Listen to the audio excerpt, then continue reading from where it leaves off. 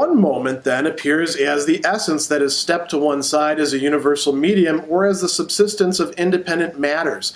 But the independence of these matters is nothing else than this medium, or in other words, the unconditioned universal is simply and solely the plurality of the diverse universals of this kind. That within itself the universal is in undivided unity with this plurality means, however, that these matters are each where the other is. They mutually interpenetrate, but without coming into contact with one another, because, conversely, the many diverse matters are equally independent. This also means that they are absolutely porous, or are sublated. This sublation, in its turn, this reduction of the diversity to a pure being for self, is nothing other than the medium itself, and this is the independence of the different matters. In other words, the matters posited as independent directly pass over into their unity, and their unity directly unfolds its diversity, and this once again reduces itself to unity. But this movement is what is called force. One of its moments, the dispersal of the independent matters in their immediate being, is the expression of force. But force, taken as that in which they have disappeared, is force proper, force which has been driven back into itself from its expression. First, however, the force which is driven back into itself must express itself, and secondly, it is still force remaining within itself in the expression, just as much as it is expression in this self-containedness. When we thus preserve the two moments in their immediate unity, the understanding to which the notion of force belongs is, strictly speaking, the notion which sustains the different moments qua different, for in themselves they are not supposed to be different. Consequently, the difference exists only in thought.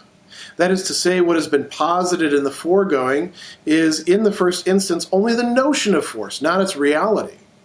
In point of fact, however, force is the unconditioned universal which is equally in its own self what it is for an other, or which contains the difference in its own self, for difference is nothing else than being for another. In order, then, that force may in truth be, it must be completely set free from thought. It must be posited as the substance of these differences. That is, first the substance as this whole force remaining essentially in and for itself, and then its differences as possessing substantial being or as moments existing on their own account. Force as such, or as driven back into itself, thus exists on its own account as an exclusive one, for which the unfolding of the different matters is another subsisting essence, and thus two distinct independent aspects are set up. But force is also the whole. That is, it remains what it is according to its notion. That is to say, these differences remain pure forms, superficial, vanishing moments. At the same time, there would be no difference at all between force proper, which has been driven back into itself, and force unfolded into independent matters if they had no enduring being, or there would be no force if it did not exist in these opposite ways. But that it does exist in these opposite ways simply means that the two moments are at the same time themselves independent. It is therefore this movement of the two moments in which they perpetually give themselves independence and then supersede themselves again, which we are now to consider. In general, it is clear that this movement is nothing else than the movement of perceiving, in which the two sides, the percipient and what is perceived, are indistinguishably one in the apprehension of the true, and yet each side is at the same time equally reflected into itself or has a being of its own. Here, these two sides are moments of force. They are just as much in a unity as this unity, which appears as the middle term over against the independent extremes, is a perpetual diremption of itself into just these extremes, which exist only through this process.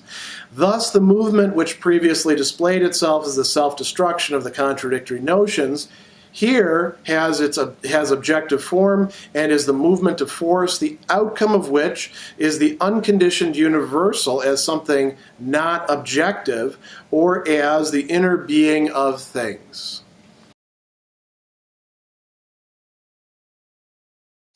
In section 136, we have another one of these very long lots of things going on, lots of balls being thrown in the air and juggled, perhaps even a little bit of sleight of hand going on if we're not careful, sections. And I think we're going to end up devoting an entire video just to that, because this is a really important one to pay close attention to. I don't want to suggest that other sections aren't equally important, but there's a lot going on here. Hegel is bringing some things to a close in the very early part. He's introducing a new, really important term, force or Kraft. The title of this section is Force and the Understanding, so we know that this is going to be a turning point.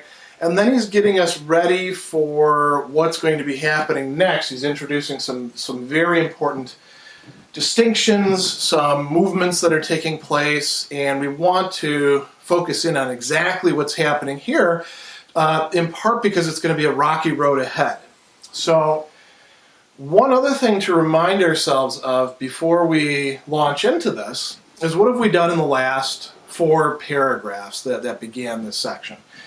We looked at the dialectic going on in the thing, in the sensible object, the object of perception, and we saw that there were all these different ways of looking at it, and the understanding plausibly is what binds them together, but they lack a kind of internal unity.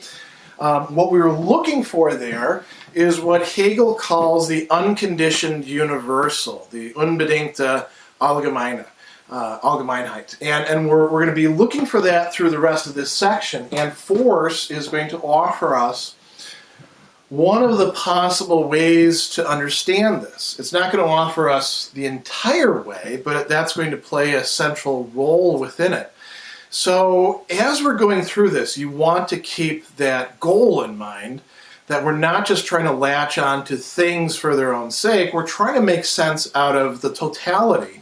We're trying to get to the bottom of things, or as he's going to say a little bit later on, to the inner of things. So let's begin where this passage begins. Hegel says that what we've got here within the thing, within the substance, within whatever it is that we're paying attention to, he says, we've got an essence that is stepped to the side as a universal medium, or as the subsistence of individual matters. And we've seen this play out before. We have a connection between unity and plurality. There's a back and forth between these. Each of these can be understood as a sensuous universal. This also can be understood as, in a certain sense, a universal. The unity lying beyond it, the one as opposed to the also, can be understood as a universal. But now we're going to try to get beyond that. He says, the independence of these matters is nothing else than this medium, or the unconditioned universal is simply and solely the plurality of the diverse universals of this kind. So at this point, the unconditioned universal is the interplay between these. The fact that this provides them with a medium, which gives them, you might say, a centrality of focus. On the other hand, these are what exists in the medium. They stand out on their own. They are independent of each other. We've seen this movement before. He says, within itself, the universal is in undivided unity with this plurality, and what that means is the matters are each where the other is. They mutually interpenetrate without coming into contact with one another, because conversely, the many matters are independent. Again, this looks like the starting point that we were reaching at the end of sense perception, where we realize that we're dealing with universals and an object for perception. And then at the end of perception itself, where we realize that we were trying to bring all of these different aspects, these different metaphysical statuses or conditions together. And how are we going to get past this? Well, the key lies in the fact that what we're talking about here is a movement. So he says, this means that they're absolutely porous, these matters, or they are sublated. They have been raised to a higher level for the understanding which has been carrying out that operation. or consciousness. So, where do we go from here? He says that sublation, the reduction of diversity to pure being for self, is nothing other than the medium. So the medium itself is where the being for self of these independent matters, each one considered on its own, we'll run out of Z's, to add something else in there. Each one of these has its being for self, but it has its being for self. You remember, we saw this already. Being for self already implies being for another. They are for another this way. They're also for another this way. They have their being for self in this universal medium, which means that they all kind of have it together, don't they? And at the same time, they shouldn't be doing that because they are independent of each other. So we reach a kind of impasse, at least for static thinking.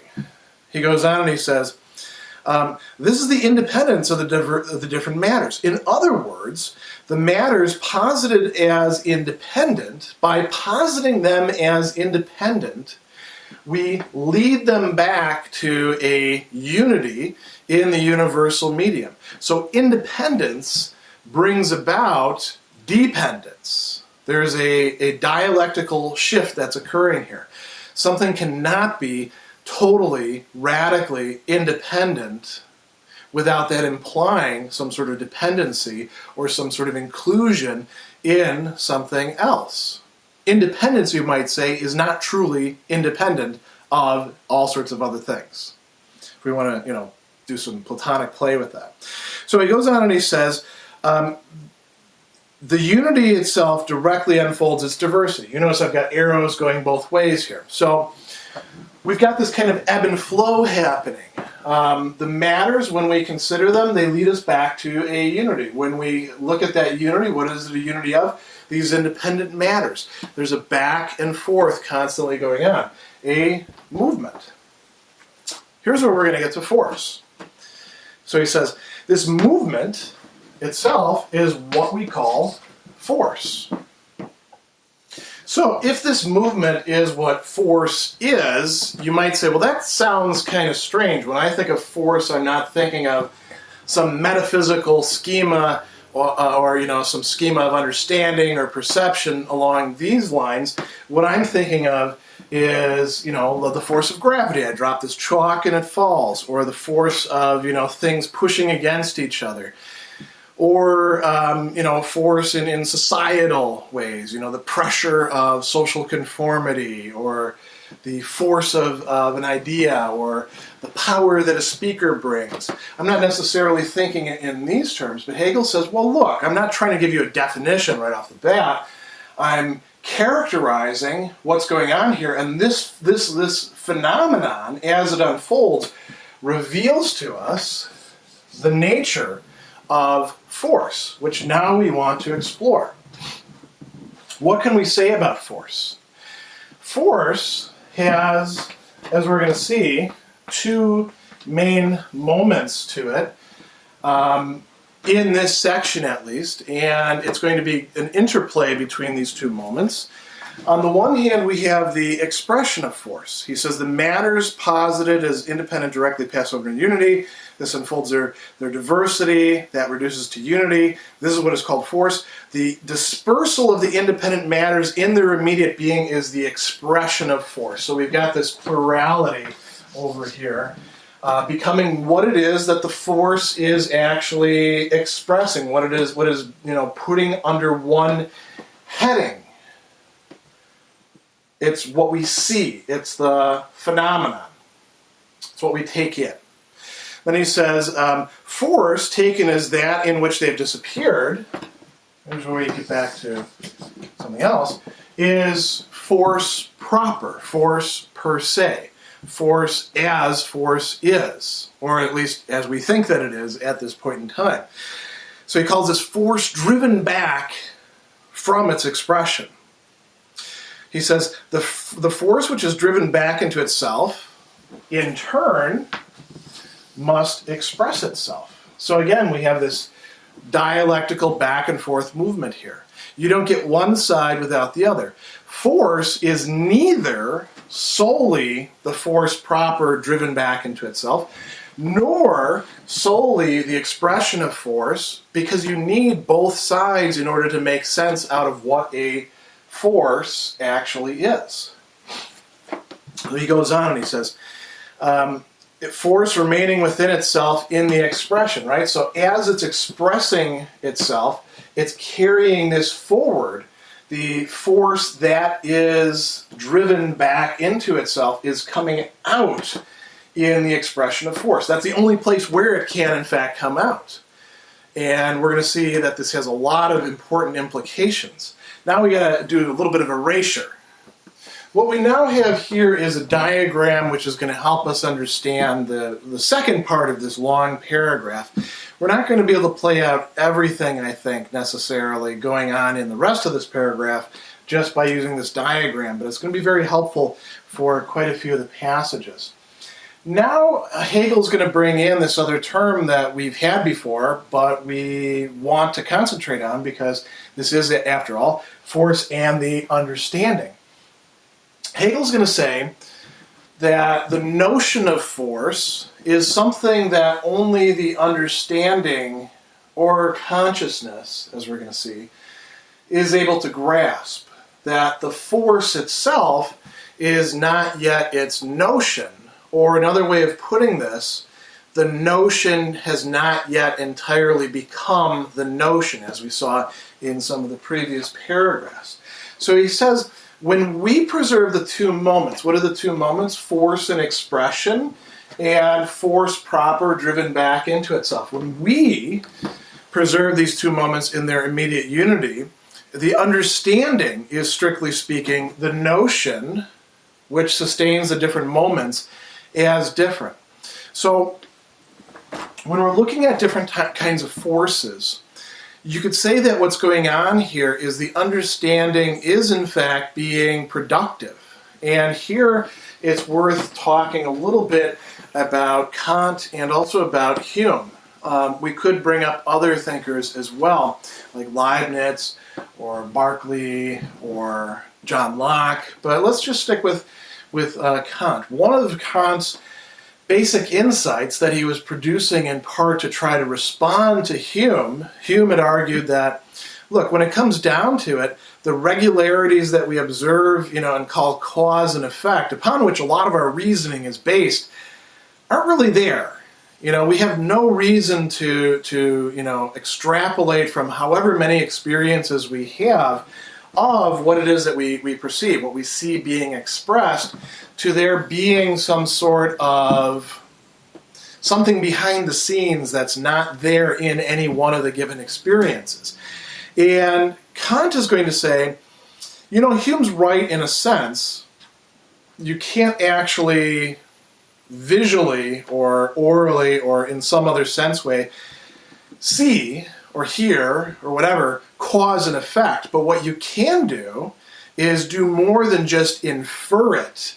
We actually project this as a way of making sense out of the entire universe. So is it there in the universe?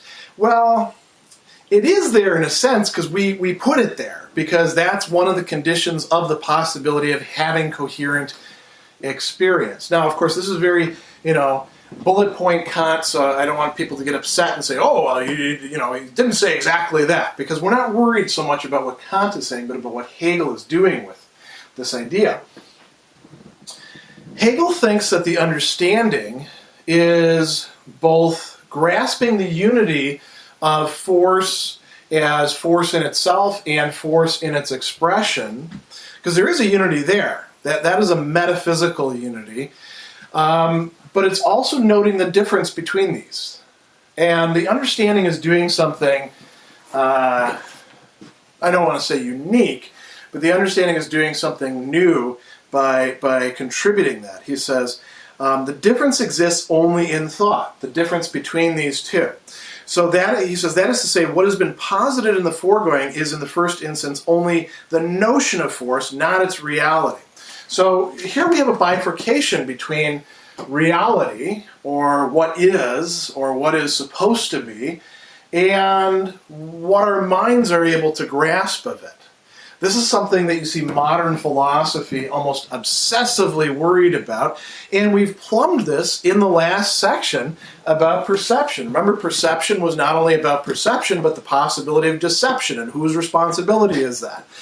And we saw consciousness trying to take responsibility for it, and then discovering that the responsibility didn't lie just within consciousness and its own, stupid mistakes or things like that, or biases, but within the nature of reality itself. That reality is dynamic, reality produces contradictions, reality produces these splittings into different aspects that then we have to try to bind back together. Same thing is going to happen here with force.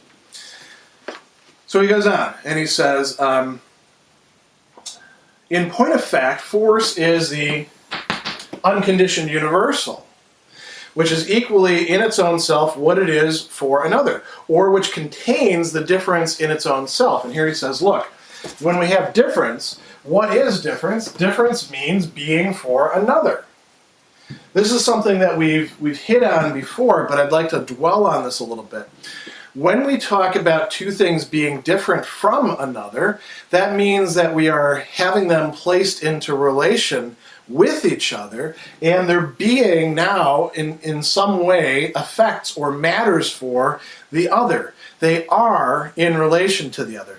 The chalk is in relation to my hand. It has being for another in relation to my hand. It also has being for another in relation to your eyeballs as you're looking at this through the camera lens. It can be quite mediated if we want to. But that's the basic point, that difference involves being for another. Now, can it just be being for another? That has to be incorporated here. He says, in order that truth may be, it must be completely set free from thought. So there's a scission taking place here between the understanding or thought, consciousness, and the unconditioned universal. It looks like we're actually losing hold over the dialectical process, or at least we're going to have to play some catch-up in a bit. So he goes on and he says, it must be completely set free from thought. It must be posited as the substance of these differences. First, as the substance as this whole force remaining essentially in and for itself, right? Being something that exists in its own right, whether we care about it or not, whether we're engaged with it or not. Force is there before we come onto the scene and start doing all of our dialectical tricks and talking about consciousness. Force is ongoing. We enter into the scene and we start thinking about it, but it has being in and for itself apart from us, apart from whatever we're contributing to it. So he goes on and he says, its substance, right? First, force essentially in and for itself, so force per se, and then in its differences as possessing substantial being. So each one of these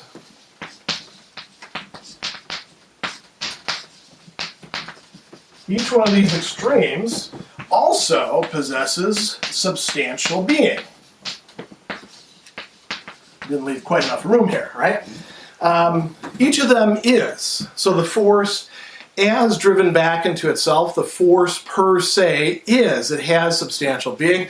The force in its expression has substantial being. It is too. They are both there, and they are both a unity together. So he says, force as such, driven back into itself, thus exists on its own account as an exclusive one, for which the unfolding of the different matters is another subsisting essence. And thus two independent aspects are set up. So this is very important, this development here. Force driven back into itself, force in expression, are two substantive aspects that are existing or are being in relation to each other. We're going to see this play itself out quite a bit in the following sections. So he says, force is also the whole. It remains what it is according to its notion. That is, these differences remain pure form, superficial vanishing moments. At the same time, there would be no difference at all between force proper, which has been driven back into itself, and force unfolded into independent matters if they had no enduring being.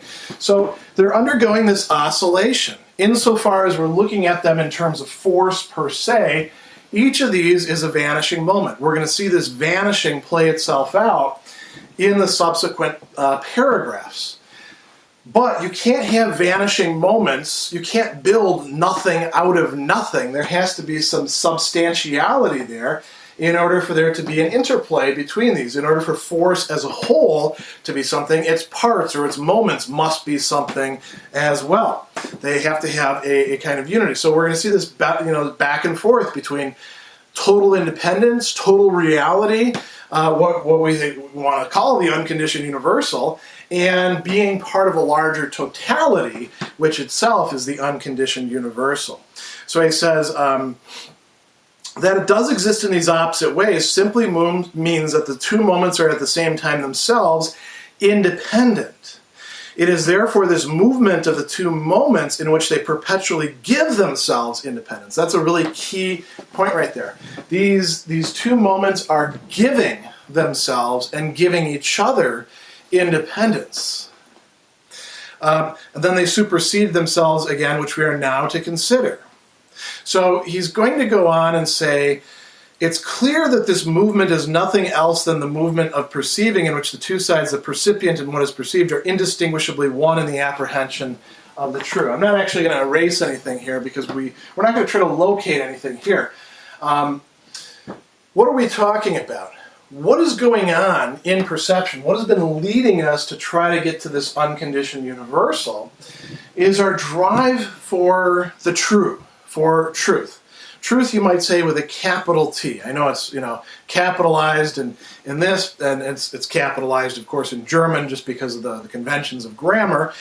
But it should be capitalized in this sense because we're not just talking about truth as correspondence between things or truth as existing in our intellect. We're driving after what is most real, most substantive, what we can put ourselves in touch with and, find I don't know, use true here, find a surplus of meaning, find something inexhaustible within. That is what he's talking about. And he's saying that in perception itself, the perceiver and the perceived are in such a relation that truth is happening there. And it's not just truth as correspondence between what the perceiver perceives and the object over here. There's something larger uniting them. That's going to be like this. So he says, each side is at the same time equally reflected into itself, has a being of its own, and yet the percipient and the perceived are indistinguishably one in the apprehension of the true. So truth is not something that just exists in the perceiver. It is something that binds the perceiver and the perceived up together. It is a larger relation between the two. It is something that totalizes them. So he says, here, the two sides are moments of force. That's why he's bringing that up. He wanted to talk about what we've been through before and now connect that to this. What are these two moments of force? They are just as much a unity as this unity, which appears as the middle term. The substance is now a middle term between force and expression and force proper, or force as it is, force driven back into itself. It's a perpetual, he says, diremption, an unfolding, an emptying of itself into these two things, a splitting into these extremes, which exist only through this process.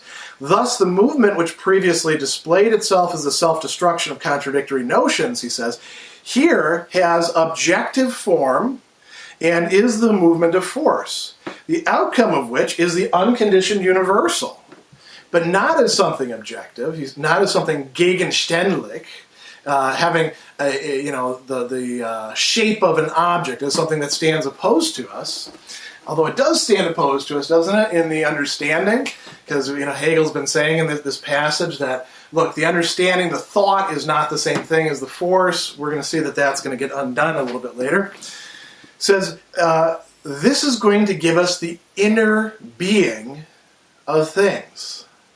So what we've been seeking this entire time, the truth that we thought was within beings or within our perception of beings, turns out to be the totality of our relation to them as we're understanding it, And now we're bringing in yet another term, this idea of force, which we think is going to bring things together even more and reveal to us the inner being of things, the inner being of the phenomena that we're paying attention to, that we're captivated by, that we desire, that we act upon. And we're going to look first at force and expression because that's where we're seeing the engagement with things.